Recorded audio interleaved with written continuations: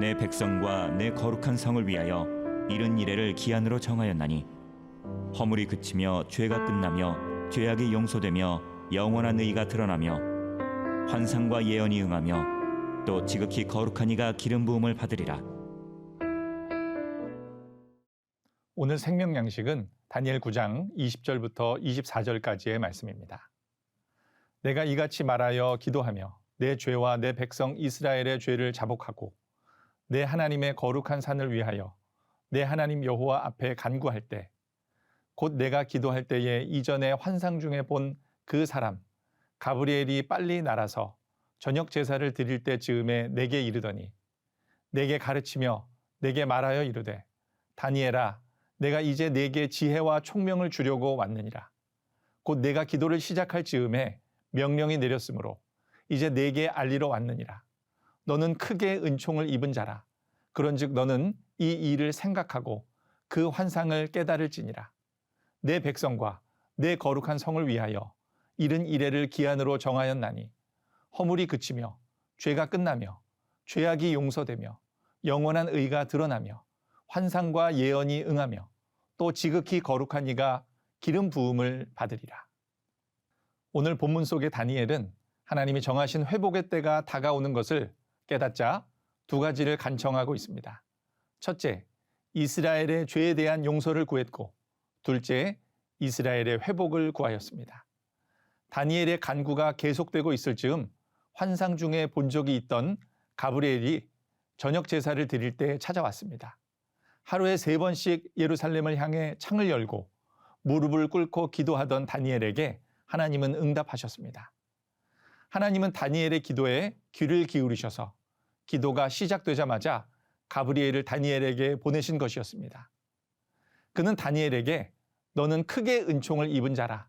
그런즉 너는 이 일을 생각하고 그 환상을 깨달을지니라 라고 합니다. 하나님이 그의 기도를 듣고 바로 천사를 보냈으니 얼마나 복을 받은 사람입니까? 분명 그는 복된 사람이었습니다. 가브리엘을 통해서 하나님이 주신 응답은 난해한 것이었습니다.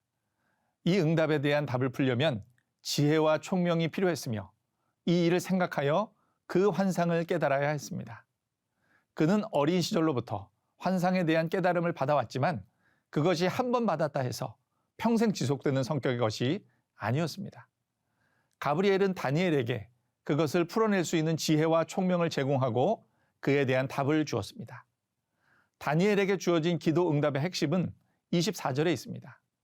이스라엘과 예루살렘에 대한 회복의 기한은 이른 이래로 정해졌습니다. 70일의 동안에 일어날 수 있는 일들은 이렇게 설명합니다.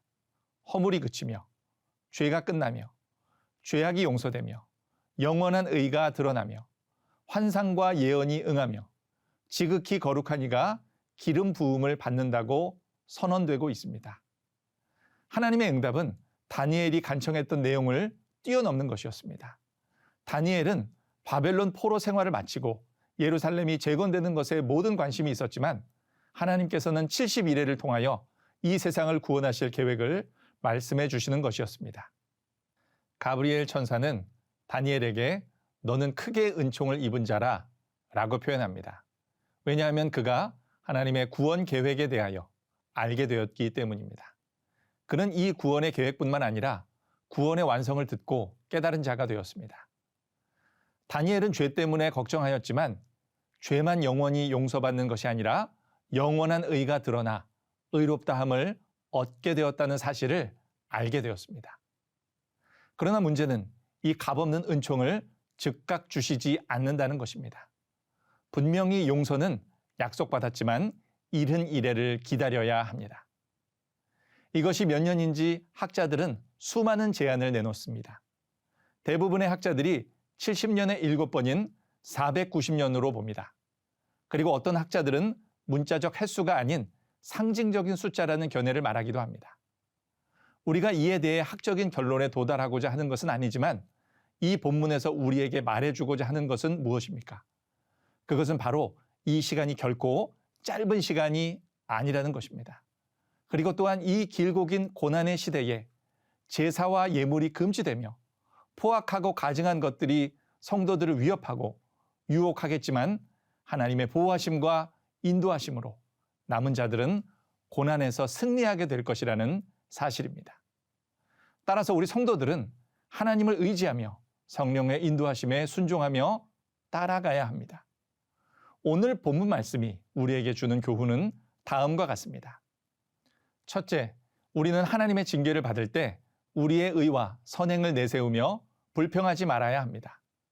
또한 하나님의 공의로운 심판을 겸손히 인정하고 오직 그분의 긍휼과 자비만을 의지하며 구원과 회복을 간구해야 합니다. 죄인들의 소망은 오직 하나님의 긍휼뿐이며 우리는 오직 하나님의 긍휼만 의지해야 할 것입니다. 둘째, 우리는 이 세상의 모든 일들이 하나님의 작정대로 이루어짐을 믿어야 합니다. 하나님께서는 이스라엘의 회복을 위해 70일에 490년을 작정하셨습니다. 오늘날 우리 개인의 삶이나 세계의 역사도 하나님의 작정대로 이루어질 것입니다. 우리는 하나님의 주권적 작정과 섭리를 믿어야 하고 우리 개인이나 가정, 교회나 국가, 그리고 온 세계를 향하여 행하시는 그의 일들을 겸손한 마음으로 바라보아야 할 것입니다. 셋째, 영원한 의이시며 기름 부음 받은 자로 예언되신 예수 그리스도의 대속 사역은 완전한 구원을 이루심으로써 멸망에서 승리하십니다. 예수 그리스도께서는 그를 믿는 우리의 죄를 씻으셨고 우리를 의롭다 하셨고 영생을 주셨지만 그를 거절하고 믿지 않고 죄 가운데 사는 모든 사람은 완전히 멸망하게 될 것입니다. 죄 가운데 지내는 이들이 하나님의 용서를 생각하면 늘 다음의 성경 구절을 통해 위로를 얻고자 합니다. 만일 우리가 우리 죄를 자백하면 그는 미쁘시고 의로우사 우리 죄를 사하시며 우리를 모든 불의에서 깨끗하게 하실 것이요. 그러나 이 말씀을 근거 삼아 모든 경우에 회개하기만 하면 어떤 뉘우침의 과정도 없이 용서받을 거라 생각해서는 안 됩니다. 우리는 자백이라는 동전만 넣으면 자판기에서 하나님의 용서가 튀어나오는 것으로 생각하면 안 된다는 것입니다. 오늘 함께 읽은 말씀을 통해 우리는 하나님의 응답은 빠르나 용서에는 긴 시간이 필요하다라는 사실을 깨달아야 할 것입니다. 그만큼 죄에 대한 결과가 결코 가벼운 것이 아니라 무거운 것임을 알아야 합니다.